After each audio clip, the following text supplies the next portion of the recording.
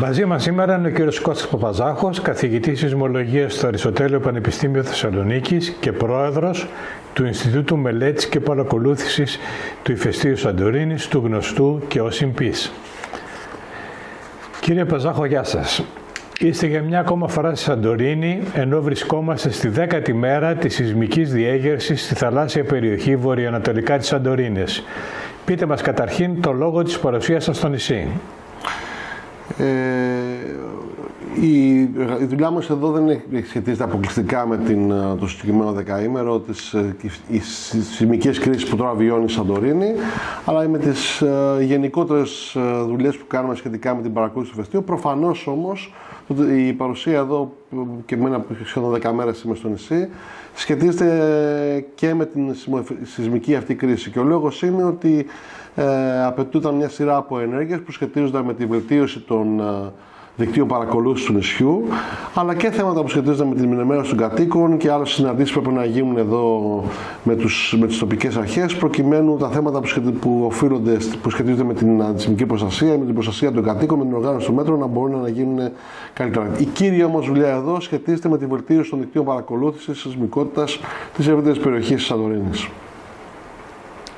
Σε ποια φάση της σεισμικής δραστηριότητας που βιώνει η Σαντορίνη βρισκόμαστε σήμερα? Όπως ξέρετε, από τις 26 Φλεβάρι πιο ήπια και από τις 28 σχετικά πιο έντονα είχαμε μια αύξηση της σεισμικής δραστηριότητας περίπου 20 χιλιόμετρα βόρειο-ανατολικά από τη Σαντορίνη, στην ευρύτερη περιοχή της νήσου Ανίδρου, η οποία ξεκίνησε λίγο πιο κοντά στη Σαντορίνη με σεισμούς μικρού μεγέθους της τάξης του 2-3. Μετά όμως από μερικές μέρες τα μεγέθη αυξήθηκαν στο μέγεθος 4 και περίπου από τις 2 Φλεβάρι έχουμε μια έντονη σεισμική ακολουθία με μεγέθη τα οποία καλύπτουν όλη την γάμα μεγεθών μέχρι και ένα μέγεθος περίπου της τάξης του 5-5,2. Πάρα πολλούς σεισμούς αυτού του μεγέθους, πολλούς ενδιάμεσους σεισμούς, πολλούς σεισμούς τάξης του 4,5, οι οποίοι σταδιακά μετανάστευσαν πιο βορειοανατολικά, δηλαδή πέρασαν την ίσο Άνυδρο και τώρα γίνονται και βορειοανατολικά από την ίσο Άνυδρο, αλλά πάντως σχετικά κοντά σε αυτήν. Έχουμε λοιπόν μια έκταση περίπου γύρω στα 25 χιλιόμετρα, στην οποία μέσα έχουμε μια σειρά από σεισμικά γεγονότα, μια ζώνη η οποία έχει διεύθυνση νότιο-δυτικά βορειοανατολικά, δηλαδή ταιριάζει με τη γεωμετρία που έχουν τα ρήματα της περιοχής. Ένα ρήγμα μεγάλο το οποίο φαίνεται ότι φτάνει σε αρκετά μεγάλα βάθη, έχουμε σεισμούς μέχρι περίπου τα 18-20 χιλιόμετρα. Και μια πολύ έντονη ακολουθία που έχει μικρότερα μεγέθη στο νοτιοδυτικότερο της τμήμα, εκεί που ξεκίνησε, και πιο μεγάλα και μεγέθη και πιο ισχυρούς σεισμούς στο πιο βορειοανατολικό κομμάτι. Οι πιο πολλοί από τους σεισμούς γίνονται έντονα αισθητοί φυσικά στο νησί, με μεταβαλλόμενη ένταση ανάλογα που βρίσκεται κανείς, και συνεχίζει με ένα επεισοδιακό χαρακτήρα. Δηλαδή δεν έχουμε μία μόνιμη γένεση σεισμών, αλλά υπάρχουν group σεισμών τα οποία συμβαίνουν σε ομάδες, δηλαδή για περίπου 2-3-4 ώρες, και μετά μια ύφεση, μια σχετική ύφεση με μικρότερα μεγέθη. Γιατί παρόλα η εικόνα δημιουργεί μια ψευδαίσθηση μιας ύφεσης, η οποία φυσικά έχετε η επόμενη ομάδα σεισμών να διαψεύσει αυτή την προσδοκία. Μέχρι στιγμής λοιπόν αρκετά συστηματικά, ανά περίπου 12 ώρες, αυτός ο χρόνος που τα βάλετε, έχουμε την επεισοδιακή γέννηση σεισμών, όπως μια τέτοια είχαμε σήμερα το πρωί με ένα μέγιστο σεισμό της τάξης περίπου του 5. Ποια είναι τα πιθανά σενάρια που θεωρείτε ότι θα εξελιχθούν στη συνέχεια και ποιο είναι το χρονικό διάστημα που εκτιμάτε ότι θα διαρκέσει το καθένα από αυτά? Ξέρετε, στην σεισμολογία και γενικά στις επιστήμες υπάρχουν αρκετά πράγματα που δεν ξέρουν και κάποια που τα ξέρουν με μικρότερη ή μεγαλύτερη βεβαιότητα. Το πρόβλημά μας σε αυτές τις ακολουθίες είναι ότι αυτή η ακολουθία είναι σχετικά πρωτόγνωρη. Δηλαδή, υπάρχουν ακολουθίες μετασεισμικές με πολύ μεγάλο αριθμό σεισμών, εδώ όμως δεν έχουμε κάποιο κύριο σεισμό, και υπάρχουν ακολουθίες προσεισμικές, αλλά γενικά δεν είναι τόσο πλούσιες. Οι πιο πολλοί κύριοι σεισμοί στον ελληνικό χώρο δεν έχουν προσεισμούς, δηλαδή έχουν ελάχιστους μη διακριτούς προσεισμούς. Εδώ έχουμε μια πάρα πολύ πλούσια ακολουθία, η οποία θυμίζει μια σμηνοσειρά σεισμών με μεγέθη που θα μείνουν σε αυτή την τάξη μεγέθους, ίσως και λίγο μεγαλύτερα, και η οποία θα κρατήσει ένα σημαντικό χρονικό διάστημα. Δεν μπορεί όμως ακόμα να αποκλειστεί η πιθανότητα κάποιο κομμάτι, ιδίως το κομμάτι το οποίο είναι εκεί στην περιοχή της Ανίδρου και λίγο πιο κοντά στη Σαντορίνη, να σπάσει με τη γέννηση κάποιου σεισμού και να δώσει ένα ισχυρότερο σεισμό, ο οποίος αυτή τη στιγμή φαίνεται ότι είναι χανισμός της τάξης του 6 λόγω της περιοχής η οποία δεν έχει σπάσει και της διάστασης που έχει το σεισμικό ρήγμα στην περιοχή. Άρα τα δύο ακραία σενάρια που θα έχουμε είναι ότι σε μία περίπτωση θα έχουμε μία σειρά με παρόμοιους σεισμούς που θα κρατήσει κάποιο χρονικό διάστημα της τάξης των λίγων εβδομάδων, και το πιο απίθανο σενάριο είναι να έχουμε έναν ισχυρότερο σεισμό της τάξης του 6, ο οποίος θα οδηγήσει στην ακολουθία σε μια άλλη εξέλιξη. Θα έχουμε μετά μετασεισμούς, μια κλασική μετασεισμική ακολουθία, επίσης πλούσια, και ούτω καθεξής. Όσο νομίζω περνάει ο καιρός, όλο και περισσότερο θα γίνεται πιο πιθανό το σενάριο της σεισμονοσειράς. Το πρόβλημα που έχει αυτό το σενάριο είναι ότι οι σεισμονοσειρές γενικά έχουν μια αρκετά σημαντική χρονική διάρκεια. Δεν μπορούν να κρατήσουν κατά ελάχιστον 2-3 εβδομάδες και σε κάποιες περιπτώσεις μπορούν να κρατήσουν και μήνες. Κάτι το οποίο, ίσως όχι με την ίδια ένταση, αλλά πάντως μήνες. Κάτι το οποίο, όπως καταλαβαίνετε, δεν είναι ούτε ευχάριστο, ούτε εύκολα διαχειρίσιμο από την κοινωνία, η οποία έχει ταλαιπωρηθεί από τη γέννηση των σεισμών της Σαντορίνης, που έχει ταλαιπωρηθεί από τη γέννηση αυτών των σεισμών το τελευταίο χρονικό διάστημα. Να ρωτήσω κάτι άλλο. Έχει κάποια σχέση η σεισμική αυτή δραστηριότητα με το ηφαίστειο του Κολούμπου ή το ηφαίστειο της Σαντορίνης, και ιδιαίτερα με τη μικροσεισμική έξαρση που παρατηρήθηκε τις προηγούμενες μήνες στο ηφαίστειο της Σαντορίνης? Κοιτάξτε, στις γεωεπιστήμες είναι δύσκολο να πεις ότι κάτι δεν έχει τελείως καμία σχέση με κάτι άλλο. Υπό την έννοια ότι όλα προέρχονται από τον πλανήτη Γη και όλα τα φαινόμενα έχουν μια σύνδεση μεταξύ τους. Ξέρουμε εδώ στη Σαντορίνη ότι οι ίδιες δυνάμεις που δημιουργούν τα ενεργά ρήγματα είναι οι δυνάμεις οι οποίες δημιουργούν και τους δρόμους που διευκολύνουν το μάγμα να φτάσει στην επιφάνεια. Δεν είναι τυχαίο εξάλλου ότι τα ηφαιστειακά κέντρα της Σαντορίνης, αν δείτε δηλαδή την διάταξη που έχουν τα Χριστιανά, οι Καμένες, το Κολούμπο, είναι περίπου σε μια ευθεία, και τα υποθαλάσσια εικόνη του Κολούμπο περίπου νοτιοδυτική, βορειοανατολική, όπως περίπου είναι και τα ρήγματα της περιοχής.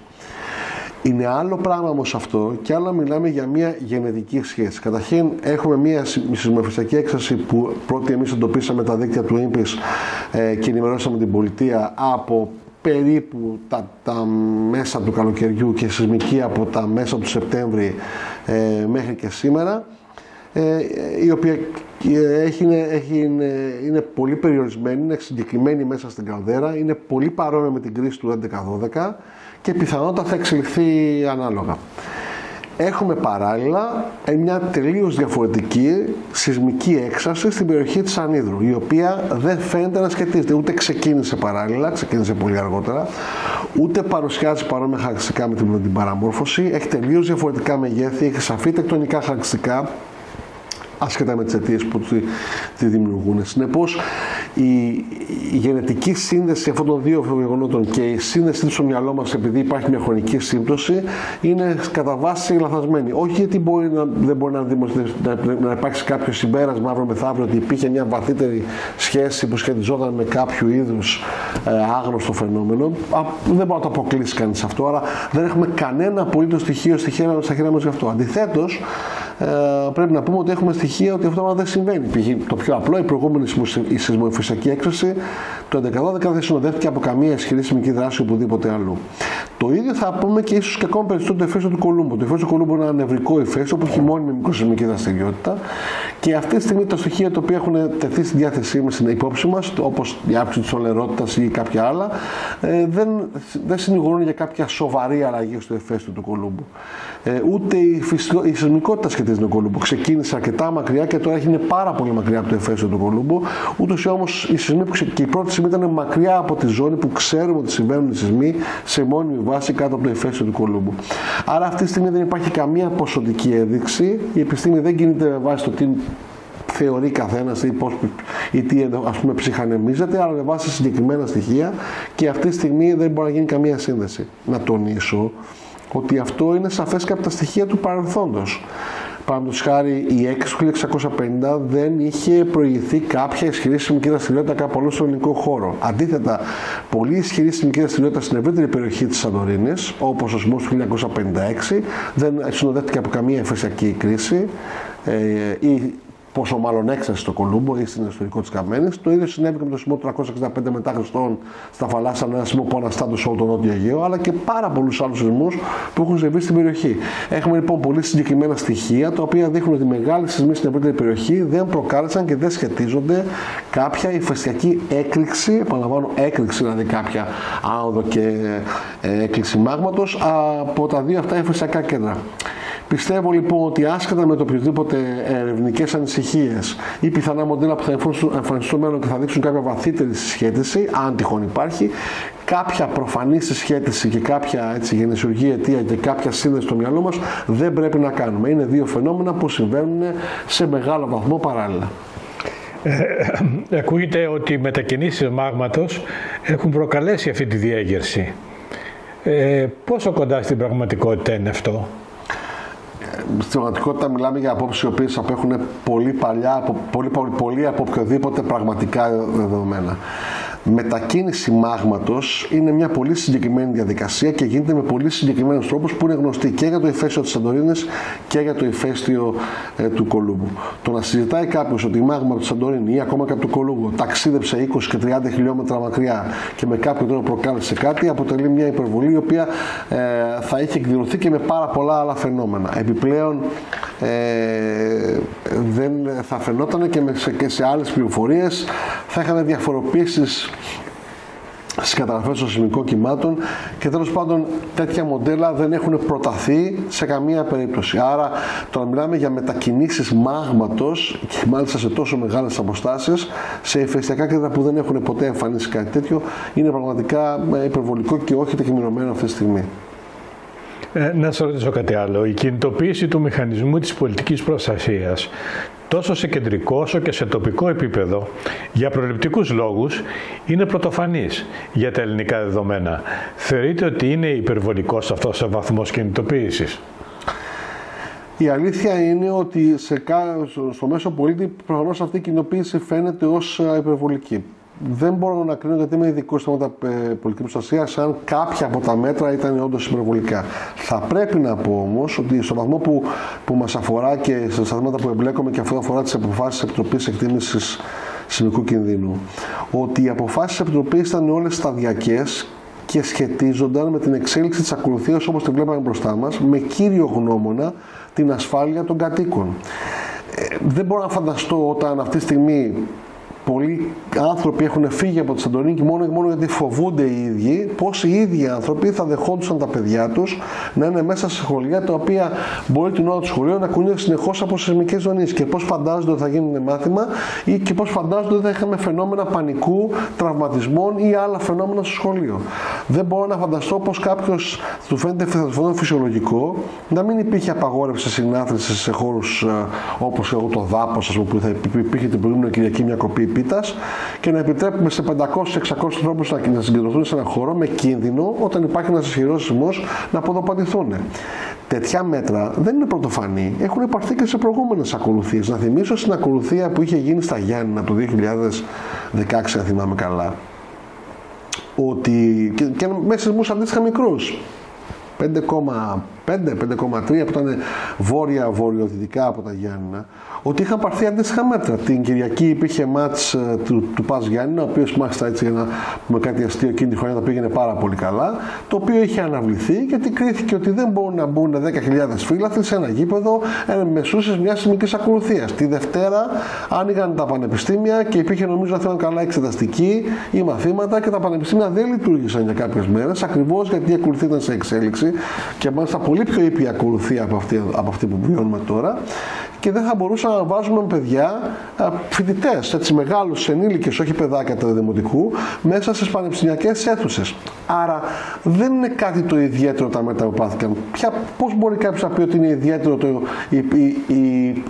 το μέτρο του να μην συγκεντρωνόμαστε και να αποφεύγουμε επικίνδυνες πλαγιές που υπάρχουν βραχοπτώσεις όταν και είχαμε βραχοπτώσεις με τους σεισμούς, αλλά και ξέρουμε ότι είναι πάρα πολύ επικίνδυνο αυτό το πράγμα, μια και υπάρχουν αστοχίες και ιδίως με ένα πιο ισχυρό σεισμό. Να θυμηθούμε ότι τα παιδάκια στη Σάμο σκοτώθηκαν όχι από πτώση κτηρίου, αλλά πτώση κάποιου μαντρότυχου, δηλαδή εν είδη μιας κατολίσης, μπορούμε να το πούμε, μιας βραχόπτωσης μάλλον, εξαιτίας του σεισμού.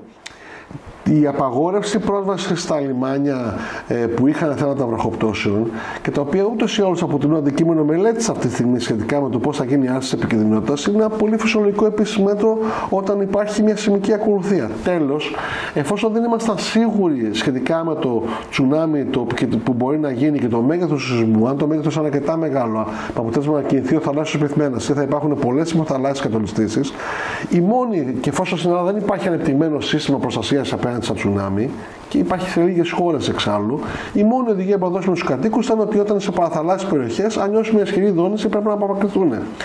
Όλα αυτά τα μέτρα μένα δεν μου φαίνονται υπερβολικά. Ακόμα και η κινητοποίηση της πολιτείας, πάλι στα δικά μου τα μάτια φαίνεται λογική. Ξέρουμε ότι η πρόσβαση σε ένα νησί δεν είναι εύκολη. Όλοι θα θυμούνται ότι προχθές το Blue Star δεν ήρθε στο νησί. Άρα, αν χρειαζόταν σε μια βλάβη ή σε ένα ισχυρό σεισμό να γίνουν επεμβάσεις π.χ. στο δίκτυο ρευματοδότησης, πώς θα γινόντουσαν αν δεν υπήρχαν εδώ εφόδια, πώς θα υπήρχε περίθαλψη του κόσμου, σε ποιες σκηνές αν δεν είχε έρθει εδώ πέρα η ΕΜΑ και δεν είχε διαθέσει αυτά τα εφόδια, και μάλιστα επειδή ακριβώς η ακολουθία έχει αυτά τα πολύ έντονα χαρακτηριστικά που θύμιζαν σχεδόν με τα σεισμική ακολουθία. Καταλαβαίνω να γκρινιάζουμε όταν η πολιτεία δεν ανταποκρίνεται. Δυσκολεύομαι να καταλάβω το να γκρινιάζουμε όταν η πολιτεία ανταποκρίνεται, να δεχτώ εγώ έστω και σε κάποια σημεία με υπερβολικό τρόπο. Θεωρώ ότι αυτό είναι ένα επιτυχημένο παράδειγμα απόκρισης της πολιτείας. Επιτυχημένο παράδειγμα για τη Σαντορίνη που έχει ιδιαίτερες και δύσκολες συνθήκες. Όλοι ξέρουμε πάνω σχάρι ότι το λιμάνι πάσχει από συγκεκριμένα θέματα, από θέματα ασφάλειας λόγω βροχοπτώσεων. Και τέλος πάντων, ακόμα και αν σε κάτι υπήρχε κάτι υπερβολικό, είναι προτιμότερο να είμαστε λίγο παραπάνω ασφαλείς παρά την ώρα της κρίσης να μας λείψουν πολύτιμα μέσα και να έχουμε προβλήματα, τραυματισμούς ή και θύματα ακριβώς επειδή δεν έχουμε αυτά τα μέσα. Άρα η άποψή μου είναι ότι ήταν κάτι το πολύ πετυχημένο και μάλιστα σε μια εποχή χειμερινή που δεν επηρεάζει τις συνήθειες οικονομικές δραστηριότητες της Σαντορίνης. Ας το δούμε ως και μια γενική πρόβα της Σαντορίνης σε ένα αντίστοιχο πραγματικό φαινόμενο, το πιο έντονο φαινόμενο που θα χρειαζόταν. Για μένα, στα μάτια μου, η ανταπόκριση πολιτείας που όντως ήταν πρωτοφανής είναι η ενδεδειγμένη για ένα τότε φαινόμενο που επίσης, όπως σας είπα, ήταν επίσης πρωτοφανές. Πείτε μας παρακαλώ κάτι άλλο και συγκεκριμένα για το αίτημα του ΙΜΠΙΣ και του Δήμου Θήρας για την ίδρυση φυσιολογικού παρατηρητηρίου στη Σαντορίνη. Τι σημαίνει αυτό, τι σκοπό εξυπηρετεί και αν υπάρχουν εμπόδια για την ίδρυσή του. Ξέρετε, το μοντέλο το οποίο έχει ακολουθεί με το ΙΜΠΙΣ στην Ελλάδα είναι ένα διόρυθμο μοντέλο το οποίο δεν απαντάται πουθενά ανά τον κόσμο. Δεν μπορεί δηλαδή μια ομάδα επιστημόνων μαζί με μια ομάδα κατοίκων της Σαντορίνης, οι οποίοι τη στήριξαν και την υποστήριξαν αυτά τα χρόνια, να έχει αναλάβει την παρακολούθηση του πιο ενεργού ηφαιστείου του ελληνικού τόξου. Παρόλο που με τιμάει το γεγονός ότι τώρα είμαι πρόεδρος και ακολούθησα ανθρώπους αξιόλογους και πολύ σημαντικούς όπως τον Μιχάλη τον Φιτίκα και τον Γιώργο τον Βουγγαλάκη, οι οποίοι προσφέραν όλα αυτά τα χρόνια ανιδιοτελώς τη δουλειά τους εδώ στη Σαντορίνη, πρέπει να πω ότι η αντίληψη όλων και των ιδίων και του Μιχάλη και του Γιώργου αλλά και των υπολοιπωμένων του ΙΜΠΙΣ που είμαστε τώρα και δουλεύουμε, είναι ότι πρέπει η ελληνική πολιτεία να ανταποκριθεί και να δημιουργήσει για τη Σαντορίνη και σταδιακά για τα υπόλοιπα ηφαίστεια ηφαιστειολογικά παρατηρητήρια. Με λίγα λόγια, μόνιμες εθνικές υποδομές που παρακολουθούν το ηφαίστειο και μπορούν να ενημερώσουν για τις εξελίξεις αυτές. Φανταστείτε να μην υπήρχε το ΙΜΠΙΣ εδώ στη Σαντορίνη και να μην είχαν ενημερώσει την κρίση του 2012 ή να μην είχαμε ενημερώσει την πολιτεία τώρα για την εξέλιξη κρίση που υπήρχε για την παραμόρφωση. Πώς θα γινόταν αυτό, ποιος θα το έκανε, ποιος θα παρήχε αυτά τα στοιχεία, ποιος θα συντηρούσε τα μηχανήματα. Δεν είναι κάτι το φυσιολογικό. Στα πλαίσια αυτά, με το Δήμο Θήρας και επειδή υπήρχε μια αντίστοιχη πρόσκληση της περιφέρειας τον προηγούμενο Μάιο, βρήκαμε την ευκαιρία να υποβάλουμε μια πρόταση για δημιουργία ενός φυσιολογικού παρατηρητηρίου αλλά και ενός φυσιολογικού μουσείου, τα οποία θα υπάρχουν εδώ στη Σαντορίνη και τα οποία θα χρησιμοποιηθούν, το ΜΕ Μουσείο για την προβολή της απίστευτης φυσικής ομορφιάς του ηφαιστείου, το ΔΕ Παρατηρητήριο για τη δημιουργία μιας μόνιμης κτηριακής υποδομής σε κατάλληλα επιλεγμένο χώρο που έχει επιλεγεί μετά από ανάλυση για την παρακολούθηση, την ενόργανη παρακολούθηση του ηφαιστείου. Τα βασικά εμπόδια που υπάρχουν αυτή τη στιγμή είναι ότι αυτή η διαδικασία πρέπει να θεσμοθετηθεί. Υπήρχαν πρωτοβουλίες και από το Δήμο Θήρας και στηρίχθηκαν από βουλευτές της Σαντορίνης, όπως τον κύριο Καφούρο, που υπέβαλαν αντίστοιχη τροπολογία στη Βουλή. Αυτό δεν έχει υιοθετηθεί μέχρι στιγμής. Πιστεύω ότι τώρα θα υιοθετηθεί. Πιστεύω ότι η ελληνική κυβέρνηση θα δρομολογήσει στο επόμενο χρονικό διάστημα τη θεσμοθέτηση και την ίδρυση του παρατηρητηρίου, που είναι το πρώτο εμπόδιο. Και το δεύτερο θέμα αφορά προφανώς τους πόρους. Εδώ θέλω να πιστεύω ότι με τη βοήθεια και της περιφέρειας θα επιλεγεί και θα χρηματοδοτηθεί αυτό το έργο, έτσι ώστε το δεύτερο εμπόδιο, που είναι το που θα βρει η χώρα τους πόρους για να δημιουργήσει αυτή την υποδομή, καταρχήν την κτηριακή υποδομή η οποία απαιτείται, θα λυθεί και αυτό. Άρα είμαι αισιόδοξος ότι, αν θέλετε, και λόγω της κρίσης αλλά και λόγω της θέλησης η οποία υπάρχει πλέον σε γενικότερο επίπεδο, τα όποια προβλήματα θα επιληθούν χάρη στην επιμονή κάποιων ανθρώπων και θα μπορέσει επιτέλους η Σαντορίνη να αποκτήσει το φυσιολογικό παρατηρητήριο που όχι μόνο το αξίζει αλλά και το χρειάζεται. Και μιας και είπαμε για το INPEACE, πείτε μας λίγο για το ρόλο του και τη δράση του στην πορεία των χρόνων και ιδιαίτερα σήμερα, σε αυτή τη δύσκολη περίοδο για τη Σαντορίνη.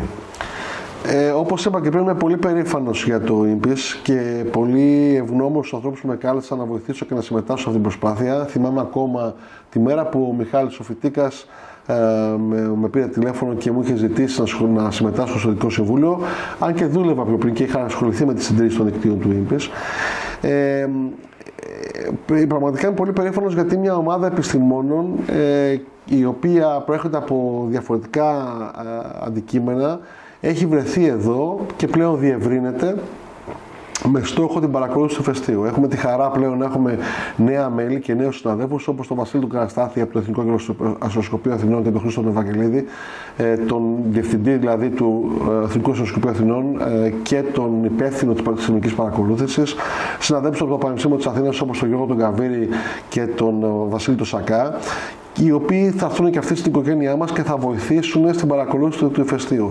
Ο ρόλος τώρα του INPEACE ήταν καταλυτικός και ίσως δεν έχει γίνει καλά κατανοητός από την τοπική κοινωνία, μια και βοήθησε και να εντοπιστούν οι δύο κυριότερες συμμετοχικές κρίσεις, αλλά και να αναδείξει προς την σαντορινιά κοινωνία το θέμα του ηφαιστείου. Εμείς επιμένουμε από το 2011 να κάνουμε 2 φορές το χρόνο παρουσιάσεις σχετικά με το ηφαίστειο, να κάνουμε γεωλογικές εκδρομές με πούλμαν, με τη βοήθεια των λευούχων να κάνουμε εξεναγήσεις στην Καμένη και άρα να εξοικειώνουμε το κοινό της Σαντορίνης με το γεγονός ότι και τους πολίτες ότι ζουν σε ένα ενεργό ηφαίστειο το οποίο πρέπει να το σέβονται και το οποίο απαιτεί την προσοχή τους και την παρακολούθησή του. Η αναγνώριση για το INPEACE νομίζω ήρθε από το γεγονός ότι τα μέλη του INPEACE και εγώ προσωπικά, που τώρα τυχαίνει να είμαι πρόεδρος, κληθήκαμε και από τις αρχές της πολιτείας και από την πολιτική προστασία, αλλά συνομιλήσαμε και με τον Υπουργό Αρμόδιο Πολιτικής Προστασίας και τον Πρωθυπουργό. Είναι σπάνιο φαινόμενο μια εθελοντική ομάδα, ένας ιδιότυπος φορέας, ο οποίος 30 χρόνια παρακολουθεί το ηφαίστειο, να συμμετέχει σε τέτοιες διαδικασίες. Κρυφή μου έτσι ελπίδα είναι ότι αυτά που σας έλεγα πριν θα γίνουν, ότι δηλαδή θα δημιουργηθεί μια μόνιμη εθνική υποδομή και το INPEACE θα μεταξελιχθεί σε αυτό που ούτως ή άλλως είναι μια ομάδα ανθρώπων η οποία θα υποστηρίζει ακόμα εθελοντικά αυτές τις δραστηριότητες, μια και που η κρατική προσπάθεια ποτέ δεν θα φτάνει. Θα χρειάζονται άνθρωποι να πλαισιώσουν αυτή την προσπάθεια, να στελεχώσουν τα διάφορα κομμάτια, να συνεχίσουν να προβάλλουν στην κοινωνία το τι χρειάζεται να γίνει σε σχέση με το ηφαίστειο. Πραγματικά νομίζω θα αποτελέσει ένα ιστορικό επιτυχημένο παράδειγμα μιας πρωτοβουλίας ανθρώπων αλλά και κατοίκων εδώ της Σαντορίνης, στους οποίους οφείλουμε πολλά, έτσι ώστε να αναδειχθεί το ηφαίστειο αλλά και να προστατευτεί η κληρονομιά που έχει δημιουργήσει, αλλά και ταυτόχρονα να παρακολουθεί με ασφάλεια, έτσι ώστε σε οποιαδήποτε αλλαγή να μπορούμε να ενημερώσουμε τον κόσμο έγκαιρα και να έχουμε τις μικρότερες δυνατές επιπτώσεις. Είναι νομίζω ένα καλό παράδειγμα του πώς μια απλή πρωτοβουλία που ξεκίνησε στο μυαλό κάποιων ανθρώπων πριν από 30 χρόνια μπορεί να αποτελέσει και να δείξει τον δρόμο στην πολιτεία. Σας ευχαριστώ πάρα πολύ. Εγώ σας ευχαριστώ που μου δώσετε ευκαιρία να πούμε δύο κουβέντες για το εφέσιο της Σαντορίνης και να συστήσω και μια φορά ακόμα στους κατοίκους της Σαντορίνης ότι παρόλο που βιώνουν αυτή την σεισμική κρίση, η οποία αισθανόμαστε θα πάει όλο και καλύτερα, καμιά φορά οι κρίσεις πρέπει να μετατρέπονται σε ευκαιρίες και ίσως η Σαντορίνη βγει πολύ πιο βελτιωμένη σε σχέση με τα θέματα της παρακολούθησης των γεωκινδύνων μετά από τη συγκεκριμένη αυτή κρίση.